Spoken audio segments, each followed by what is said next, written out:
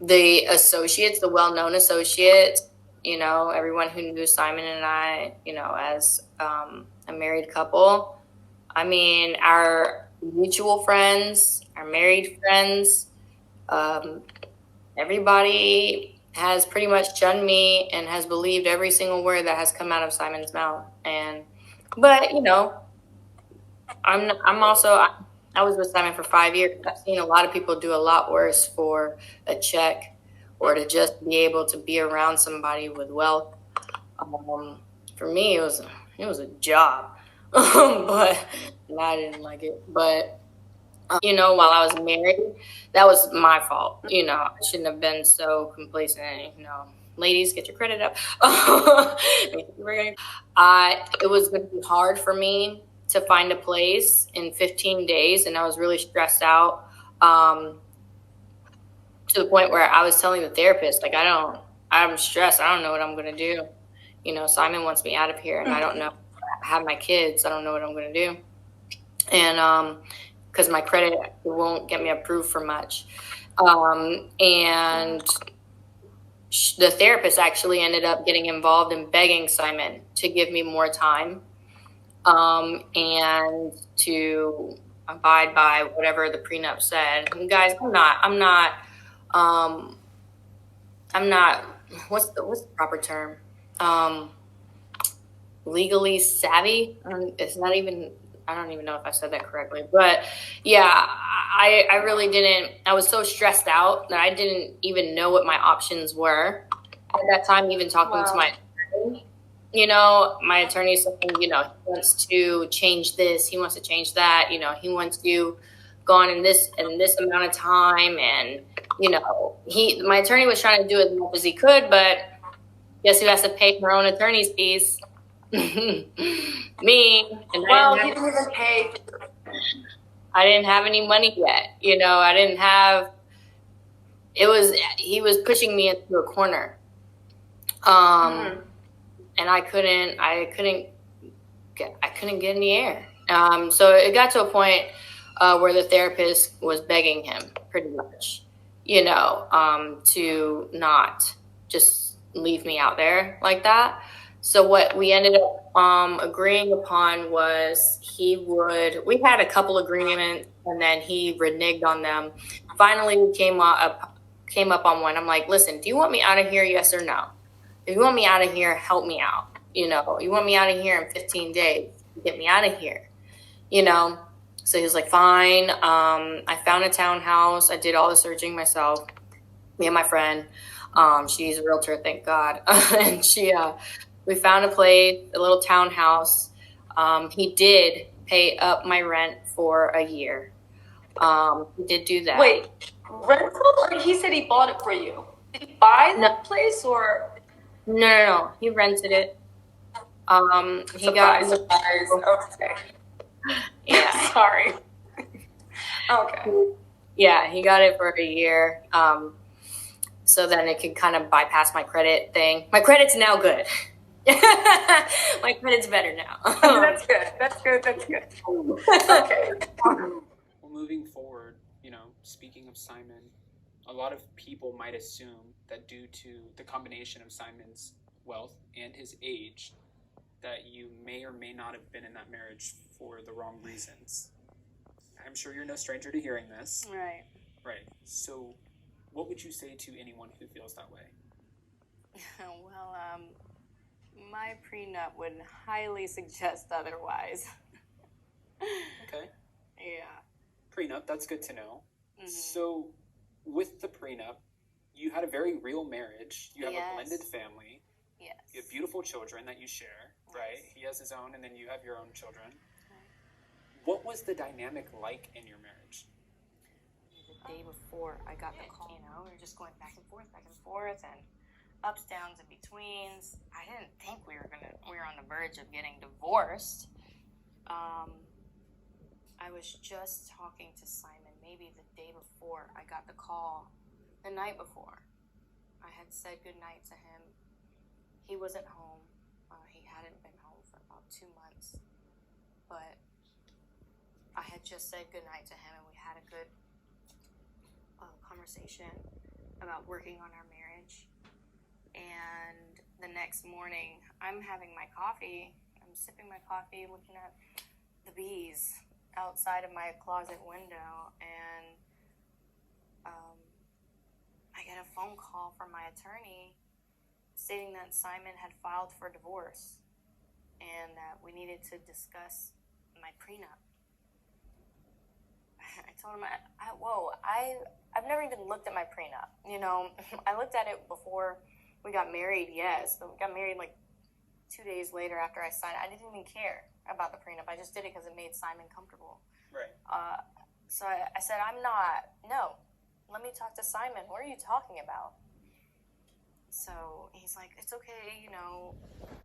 Hi everyone, welcome back to my channel. My name is Delphine. I'm a UK solicitor, but I am not your solicitor, so I cannot give you specific advice. I cannot give you advice at all on this channel. I can just give you guidance, and I can talk about things that interest me and things that are in the news. So some weeks ago, I think almost a month now, more than 1 month, there was this news about Simon Guobadia. I hope I pronounced his name properly, and his wife, Falynn. So they actually reside in the States.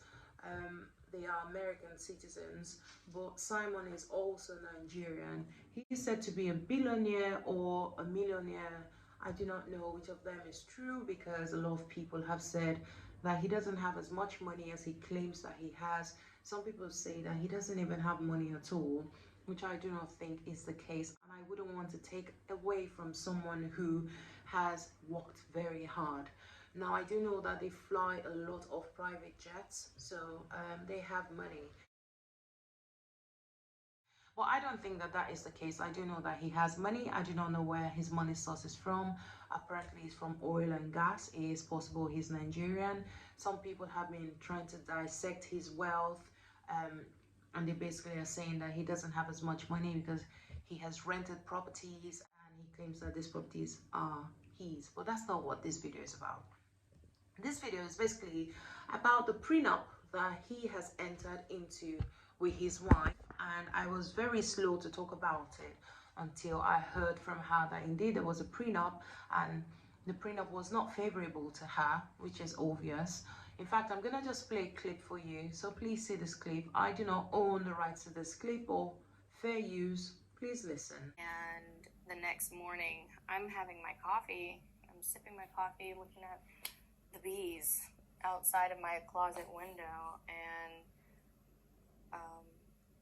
I get a phone call from my attorney stating that Simon had filed for divorce and that we needed to discuss my prenup.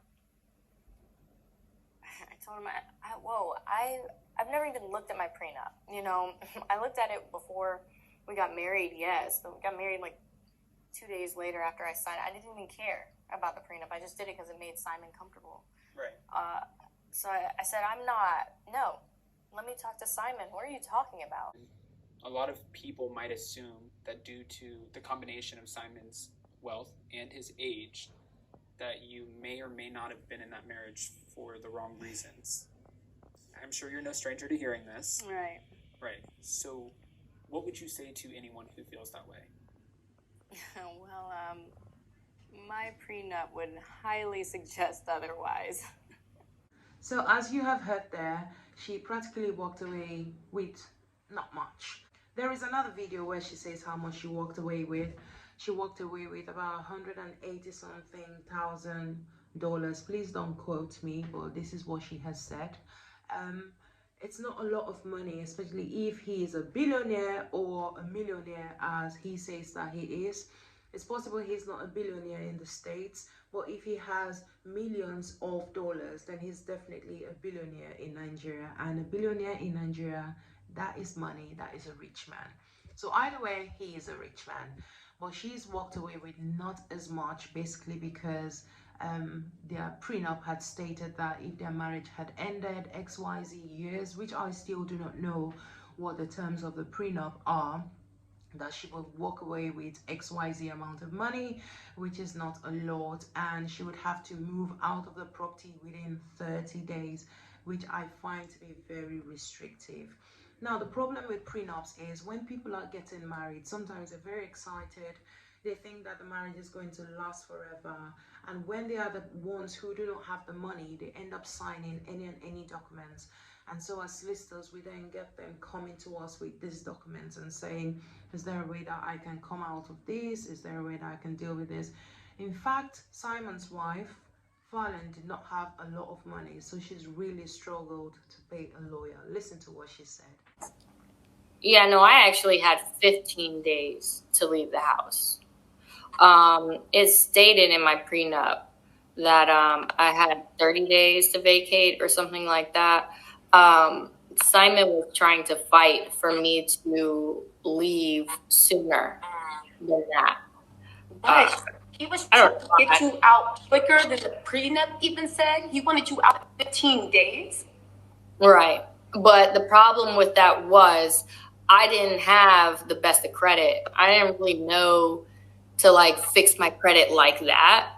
Now, this is very sad because a lot of women find themselves in this kind of situation. Then I hear people say things like, you know, what was she flying private jets and buying all these designer clothes if she had no money in her bank?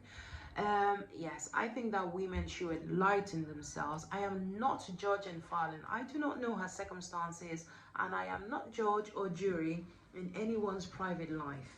People never really tell you everything that goes on in their marriages, so we can only talk about what we see. That is why I would only talk about what people have confirmed as being true rather than allegedly or rumors. But if they allegedly, then I would say so. The fact that she did not have as much money to pay for her own legal advice tells you something. It's possible that the man wasn't giving her liquid cash. It's possible that she had properties but did not have liquid cash. That can happen. Or it's possible that she was not thinking that this marriage would fall apart, and so she hadn't saved. You can hear the woman herself talk about not having credit, and I so love her advice to women: make sure that your credit is up. But what I'm saying about credit cards is I was quite ignorant of the fact that if I didn't have a credit card, then my credit rating would not be really high up there. So many people think that if they do not owe any money, is that they are doing a good thing to themselves, but actually they can be doing a disservice to themselves. I am not crossing into the line of giving financial advice. I am just basically saying, yes, get your credits rating up there because it's very important. Like, we go into marriages wanting them to last forever, but things happen to people. Some people actually know they would have a problem with finances when they get married because the person they are getting married to is quite stingy or funny like that when it comes to money.